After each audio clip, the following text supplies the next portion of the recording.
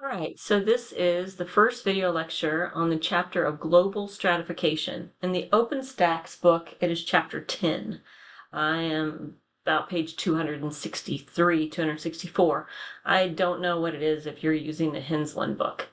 This chapter and the one previous, the chapter on social class in the U.S., are very similar, but they're such big and central topics in sociology, they get broken up. Sometimes we'll talk about this chapter first because it's about stratification, but it's about stratification on a global scale before we talk about social class. But the way this textbook is laid out, it puts them in reverse. So some of these, especially the first part of this chapter, should sound pretty familiar. So the important concept here is this notion of stratification, because we'll talk about stratification in this chapter, and actually in the next 2 or 3 chapters, the theme will kind of be the same. Remember that stratification refers to the layers. That is the key. If there's ever a quiz question, if an essay question or a multiple choice, the key is this phrase right here, the layering of, based on power, resources, and wealth. Inevitably inherent in the idea of stratification is this notion of inequality. Because if we have groups that have a lot of power at the top and groups or and no power at the bottom, inherent in the notion of layering is that some are going to have more and some are going to have less. So let me talk briefly or describe these different systems of stratification around the world, global, because now we're talking about systems of stratification on a global scale. So it's the nations, the layering of them. So one form of stratification is slavery. Let me back up. So gender is considered to be the universal stratifier, and what we mean by that is all over the world, group men and women have differential power. Sociologists contend that women are universally all over the globe and almost all throughout history, women have less social power than men. But that's difficult really because some anthropologists are beginning to question if that's always been true throughout human history. But on a general, we could say generally that universally there is a ranking of men and women, and most often women have less power. Another form of stratification is slavery, and there are actually different kinds of slavery. I have a whole mini lecture on the Golden Triangle and the history of slavery around the world and in the United States, but I'm not gonna talk about that here. But do know there's some different ways. There's different ways of thinking about bondage. Chattel slavery is the kind of slavery that most of the time when we talk about slavery in this country, we're talking about chattel slavery. And that's when one group of people own another group of people, quite literally like livestock, right? So people are property. Debt bondage and bonded labor and actually indentured persons all kind of refer to a similar kind of obligation that people have to another group. So in these ideas, debt bondage and bonded labor is the notion that a person is obligated to work for or to do what another person is doing until they pay off their debt. Indentured servants or indentured persons is a historical phenomena in our country too. So when people would come from Europe, they couldn't afford the money to make the crossed the ocean. So somebody would pay their way, and then they would have to work for that person for a period of time. Indentured servants. And the difference between obviously an indentured person and chattel slavery is chattel slavery, you can't buy your way out, but at least theoretically, and of course if we look through the history books, there's an awful lot of cases where people were told they could buy their way out, or they'd work for 7 years and then they were not released because they continued to accumulate debt.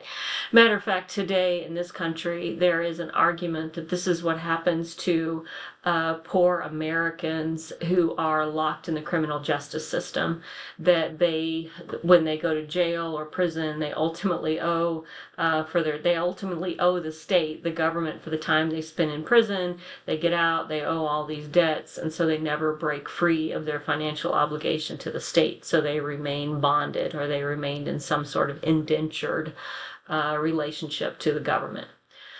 All of these, and this should probably be scooted over, are dependent on what we call ideology. An ideology is a fancy word for an idea system. I have a slide later on where we talk more about ideology, but this is an important term. I believe it is a quiz question. An ideology is is a belief system.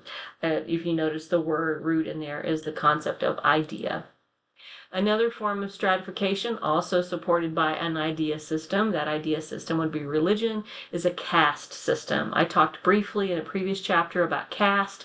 What we mean by caste is, and it's more common in India, more common in Hindu places, is the idea that my ranking in the hierarchy is based on my birth, and I will stay in that position. It defines everything. It defines where I can live. It defines where I'm buried. It defines who I can marry. It defines what kinds of jobs I have. And then if I do good in this life, I can be reborn into a different caste. I can be reborn into a different location.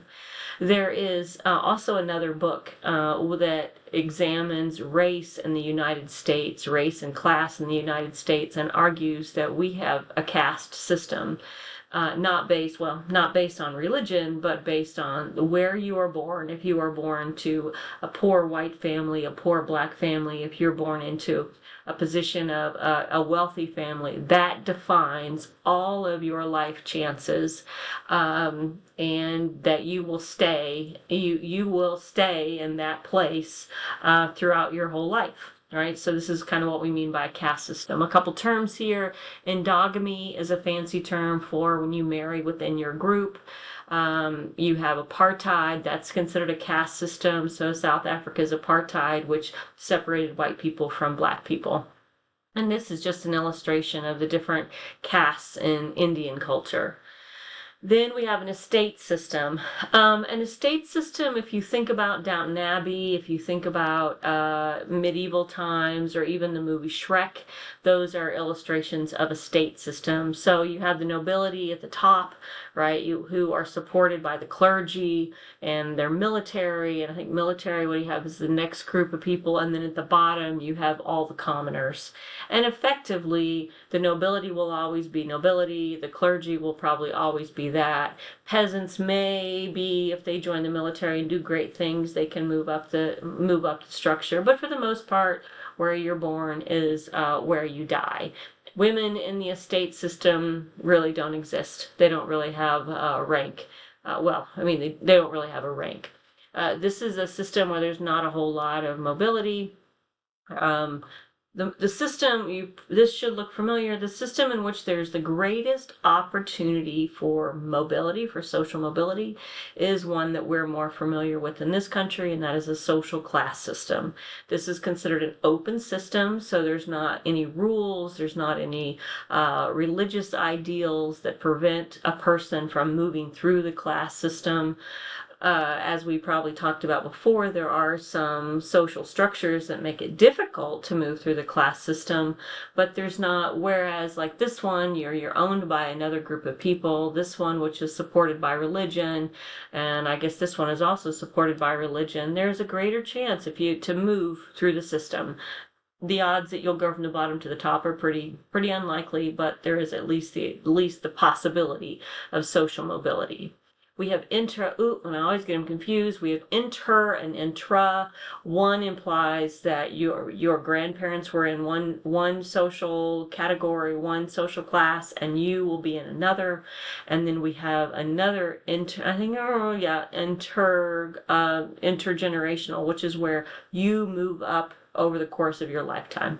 So you're born poor, but you die wealthy. And you got some really popular books about that. You've got Hillbilly Elegy, which sort of speaks to that concept. I forget off the top of my head. And generally speaking, we talk about 1, 2, 3, 4, 5, 6 social classes. I'm trying to see what the next slide is. All right, what determines social class? And I think I'll talk about this one. So this one is based obviously on money and occupation, education, but Karl Marx, and this is a very important slide, Karl Marx argued that there were actually, where this one you have 5, this one you have, I don't know, 3, Marx argued there were only 2 groups. There were only 2 social classes, and those groups were you were either an owner or you were a worker. You were somebody that owned what we call the means of production, a very important concept. Means of production are the things that make the things, right? So the factory, the business, the newspaper, the idea, right? You owned the thing, and that meant you were an owner, you were a bourgeois, or you worked for the thing.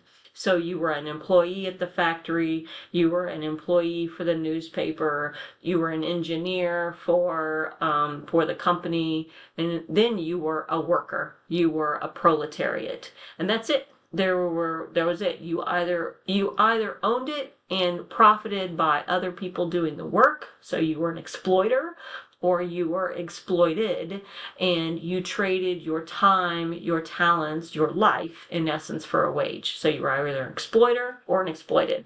I sometimes use the metaphor pimp and prostitute, but it's not really a very good metaphor. Class consciousness is a very important idea, and this is the idea that we know, we are conscious, we are aware what social class we are, right? We're sensitive to, we realize that I'm exploited, that my colleague is exploited, that even my boss is exploited by the larger structure. False class consciousness is the idea that, or it's the simple lack of awareness that I am a worker, where maybe I think that I too will profit if this business does good, that will profit me. From the Marxist perspective, that is false class consciousness, because while I may own 2 shares of stock, I am not an owner, right? I am exploited. The profit of this organization is dependent on how well the organization exploits me. If I think of myself as an owner, that is what we would call false class consciousness. I have failed to recognize that I'm exploited just like every other worker out here on the factory floor, just like every other teacher at this institution, even the team lead is exploited just like me. That's what we mean by class consciousness. I am going to stop here, and when I come back, I'm going to talk about some other theories.